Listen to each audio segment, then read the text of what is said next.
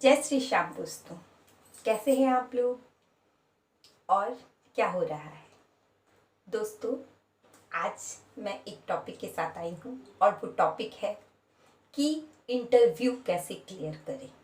दोस्तों, हम रोज़मर्रा की ज़िंदगी में देखते हैं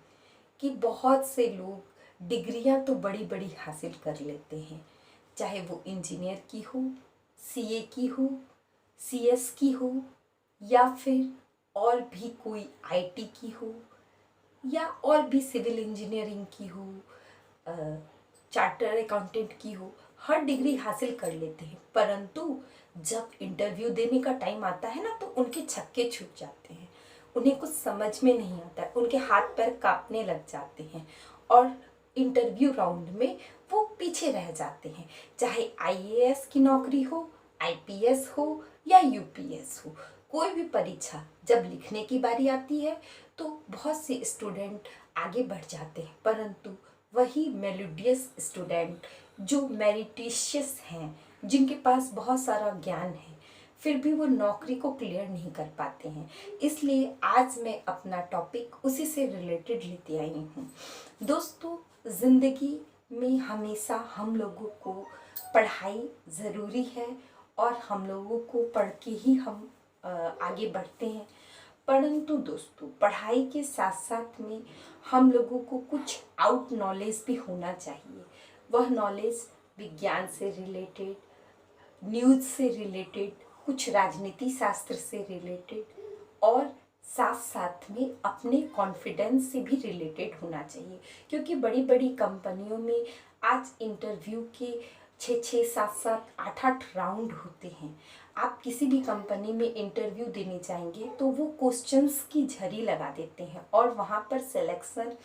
आपके जवाब देने पर नहीं, बल्कि आपके जवाब देने की स्पीड पर और आपके प्रेजेंट ऑफ माइंड के आधार पर आपको चयनित किया जाता है। तो इसलिए दोस्तों, हम लोगों के लिए ज़िंदगी में सबसे ज़्यादा ज़रूरी ये है कि जब भी हम इंटरव्यू देने जाएं, उससे पहले हमें अपने आप को प्रिपेयर करना होगा। यह प्रिपेयर सिर्फ इंटरव्यू के लिए ही नहीं, बल्कि हमें अगर किसी से बात करना है, हमें अपना कोई कॉन्टैक्ट साइन करवाना है, या हमें किसी मीटिंग में जाना है, हमें पेरेंट्स टीचर मीटिंग में स्कूल ही जाना है, तो भी बहुत सारे पेरेंट्स अपनी इसी नर्वसता के कारण बच्चों को एम्बैरेस होना पड़ता है और वो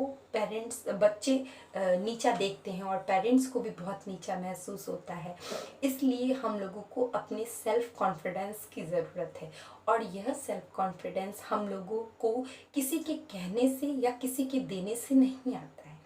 यह कॉन्फिडेंस हम लोगों को खुद ब खुद पैदा करना होगा। हम लोगों को जब भी हम किसी इंटरव्यू के लिए जा रहे हों, या हम किसी मीटिंग के लिए जा रहे हों, या हम किसी सामने वाले, तो हमारा सबसे पहला एक्सपीरियंस हमारा फिजिकल अपीयरेंस मायने रखता है कि हम किस प्रकार से बैठते हैं, हम किस प्रकार से चलते हैं, हम चीज़ों को किस तरह से देखते हैं। मेरी खुद की एक सिस्टर के साथ, कज़न सिस्टर के साथ ऐसा हुआ।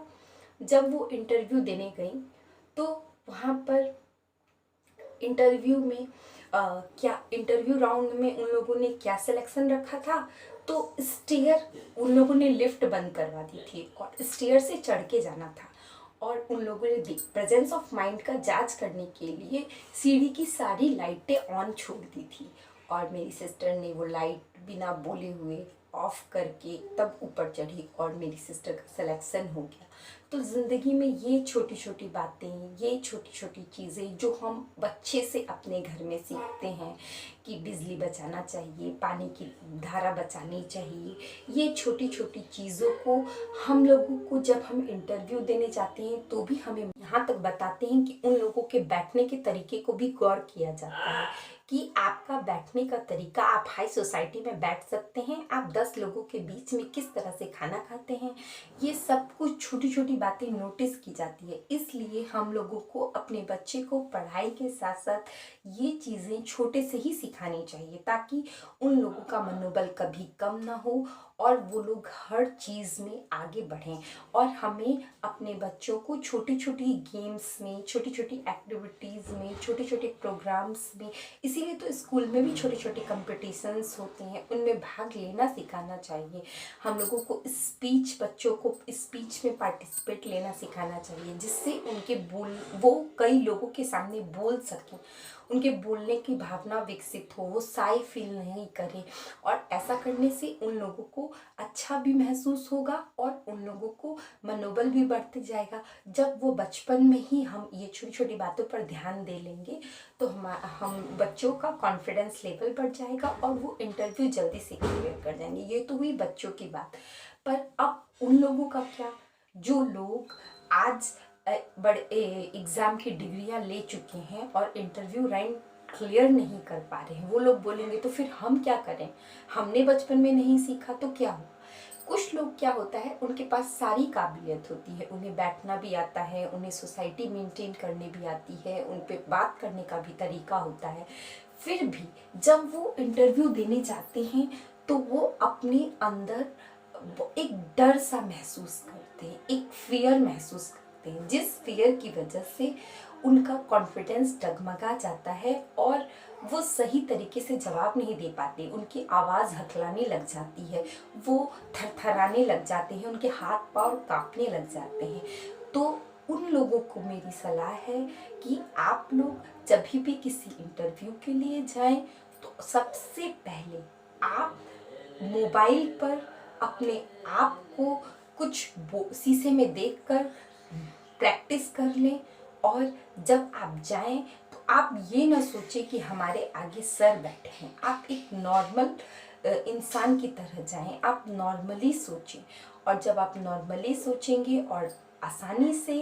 उनके सवालों का जवाब देंगे और एकदम रिलैक्स रहेंगे तो आप ज़रूर ज़रूर ज़रूर इंटरव्यू में